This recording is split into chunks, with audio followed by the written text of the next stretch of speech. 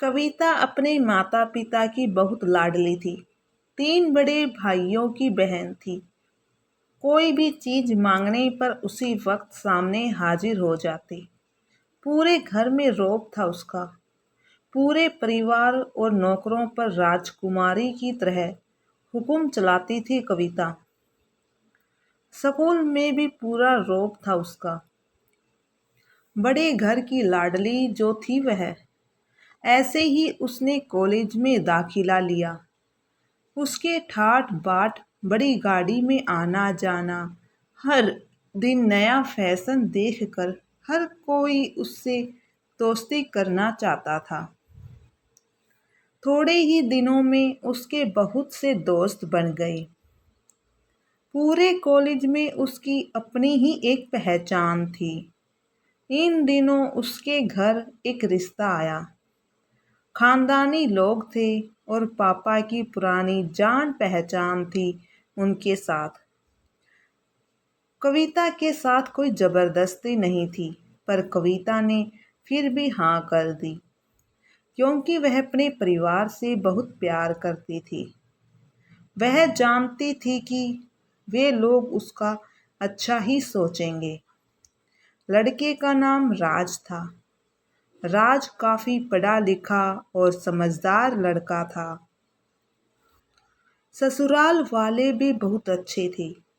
ससुराल में कविता की जगह वैसी ही थी जैसे कि मायके में। कोई भी कार्य कविता की सलाह के बिना नहीं होता था। सबकी लाडली बहू बन गई थी वह। फिर उसके घर एक बेटे का जन्म हुआ। राहुल कविता को जान से प्यारा था। पोता पाकर ससुराल वाले तो फूले नहीं समाते थे।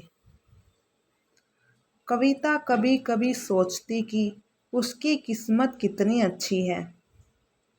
उसका हर अपना उसे कितना प्यार करता है। चाहे जीवन में कैसा भी समय आए, मेरे अपने हमेशा मेरे साथ है। मैं कभी अकेली नहीं हो सकती। कितनी खुशकिस्मत हूँ मैं। पर शायद कविता की खुशियों को उसकी अपनी ही नज़र लग गई थी। एक दिन वह मायके जाने की जिद कर बैठी। राज को बहुत काम था, लेकिन वह फिर भी उसे ले गया। रास्ते में उनकी गाड़ी अन्य गाड़ी से टकरा गई। कविता, राज और राहुल बहुत बुरी तरह से जख्मी हो गई। काफी दिनों के इलाज के बाद राज और राहुल तो ठीक हो गए, लेकिन कविता पूरी तरह ठीक ना हो सकी। सर पर चोट लगने के कारण वह अपनी आंखों की रोशनी खो बैठी। अब कविता की किस्मत जैसे उल्टे पांव चलने लगी। मायके वाले कुछ दिनों तक उसे मिलने आते रहे। फिर कभी कभार फोन ही करके पूछ लेते थे कि अब कैसी हो। धीरे धीरे ये सिलसिला भी कम हो गया। ससुराल वालों की सहानुभूति भी कम होने लगी। घर में किसी को पास बैठने के लिए कहती तो जवाब मिलता, बहुत काम है, अब तुम भी हाथ नहीं बटा सकती। राज भी चिड़चिड़ा हो गया था। बस राहुल ही था उसके साथ, जिसके साथ हंसते खेलते उसका वक्त गुजरता। एक दिन कविता के हाथ से कुछ सामान गिर गया, जिसकी वजह से राहुल को हल्की सी चोट लग गई। कविता के सास ससुर ने राहुल को उससे अलग कर दिया कि कहीं उसके ना देखने की वजह से बच्चे को कोई नुकसान ना हो जाए। कविता अंदर से टूट चुकी थी। एक दिन उसने सब के सामने मायके जाने की इच्छा रखी, तो राज उसे तुरंत मायके छोड़ आया, जैसे कि वह भी यही चाहता था। लेकिन राहुल को उसके साथ नहीं भेजा गया। कविता कभी राहुल से दूर नहीं रही थी, पर अपनी कमी के कारण उसने ज्यादा बहस नहीं की। कविता को लगा कि वह 3-4 दिन वहाँ रहेगी तो थोड़ा हवा पानी बदल जाएगा, क्योंकि वह कितने दिनों से कहीं भी बाहर नहीं गई थी। घर वाले भी इतने दिनों बाद उसे देखकर कितने खुश होंगे। कविता के घर पहुंचने पर सब लोग बहुत खुश हुए। खाने में सब कुछ कविता की पसंद का ही बना था। उसने अपने मम्मी पापा और भाई भाभीयों से दिल खोल कर बातें की। उनके छोटे छोटे बच्चे भी बुआ के साथ घुल मिल गए थे। रात को सोने के वक्त जब वह कपड़े बदलने लगी तो उसे पता चला कि उसका बैग तो बहुत भरा हुआ था। वह समझ गई। वह बहुत उदास हो गई। कुछ दिनों तक तो सब ठीक रहा, फिर जैसे सब बदलने लगा। सबका व्यवहार बदल रहा था। वे लोग जैसे थक चुके थे उससे।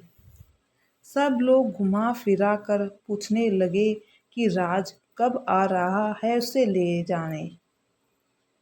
वह बहाना बना देती, जबकि वह जानती थी कि उस घर में अब उसके लिए कोई जगह नहीं।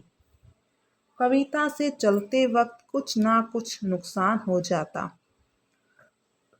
थोड़ी बहुत टोका टाकी उसे सुनाई देती। वह टाल देती। एक दिन उसके हाथ से लगकर एक कीमती फूलदान टूट गया। छोटी भाभी ने बहुत हंगामा मचाया। कविता के माता पिता रोज रोज के झमेलों से तंग आ गए थे। उन्होंने राज को खुद से फोन कर दिया। राज कविता को अपने घर ले गया। कविता को अपने परिवार वालों से ये उम्मीद ना थी। जिस कविता के कहे बिना घर में एक पत्ता भी नहीं हिलता था, उस घर के लिए वह अब बोझ बन चुकी थी।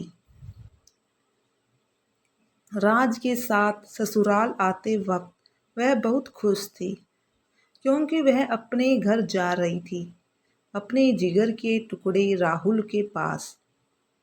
परंतु यह खुशी भी कुछ पल की ही थी। सारा बंदोबस्त पहले ही किया हुआ था। कविता को सीधे ऊपर वाले कमरे में पहुंचा दिया गया। राहुल से दूर रहने की सख्त चेतावनी दी गई। एक काम वाली लता को उसकी जिम्मेदारी सौंपी गई, जो उसके खाने पहनने जैसी ज़रूरतों का ध्यान रखती। कविता ज़्यादातर चुप ही रहती। कभी कभी काम वाली लता से थोड़ा बतिया लेती। उसके जरिए राहुल का पता चल जाता। सबकी लाडली बेटी और बहू सबके लिए लाडली से बोझ बन चुकी थी। दोस्तों, मेरी कहानी अच्छी लगी तो प्लीज़ लाइक ज़रूर कीजिएगा। धन्यवाद।